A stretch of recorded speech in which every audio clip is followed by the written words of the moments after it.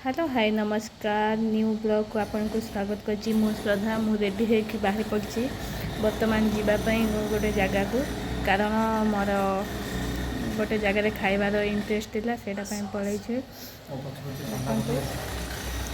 Ready हे जाई छी क्वा जाउछि कोन करछि मो वीडियो माध्यम कंटिन्यू करले मो वीडियो निहाती आपन जानि पारिबे। जेहेतु मो देह भल नहीं है मैं घर रोषे करके मुझे भात सारा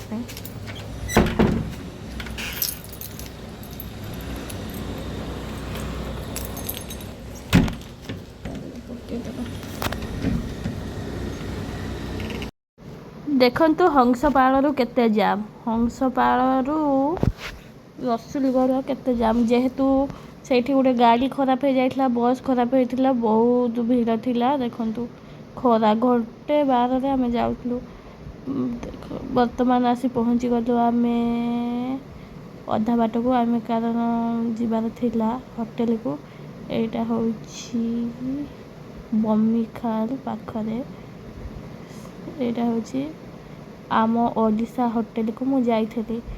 देखंतु कारण एठे मु थरे खाइथिली दही पखाळ बहुत टेस्टी थिला सेटा पई मु एटा खरा दिन आरंभ हो गला सेटा पई आम ओडिशा होटल को जाइथिली। सेठरे देखंतु जाओ जाओ एमती किछि थिला सबु देखंतु एमती ये हेला बसथिले टिके बसी के टिके मु वेट करथिली केते बेले आसीबो काहे ना आमे ऑर्डर देइथिलु ऑर्डर देला परे आधा घंटा परे ही हमर आसीला कोन करबी बोली मोबाइल देखुथिली आ मो वीडियो रे करली वर्तमान आसी पहुँची गला हमर दही पखाळ। देखंतु दही पखाळ वाओ दही पखाळ बहुत टेस्टी ता संगे आइटम देखंतु साल को सब करले तापर मत देले देखंतु बहुत टेस्टी बहुत बढ़िया देखा जाउछि ना खरा दिन दही पखाळ बाइगन कलरा आलू चिप्स काकुड़ी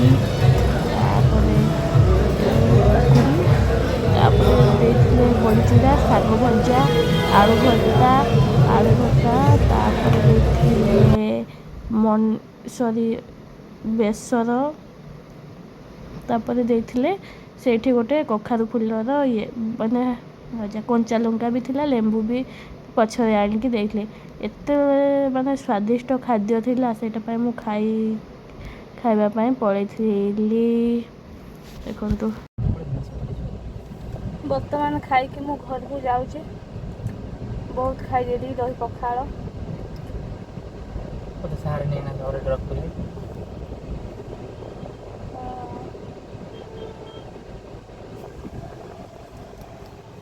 मो वीडियो भल लागे थिले लाइक सब्सक्राइब कर दियंतु।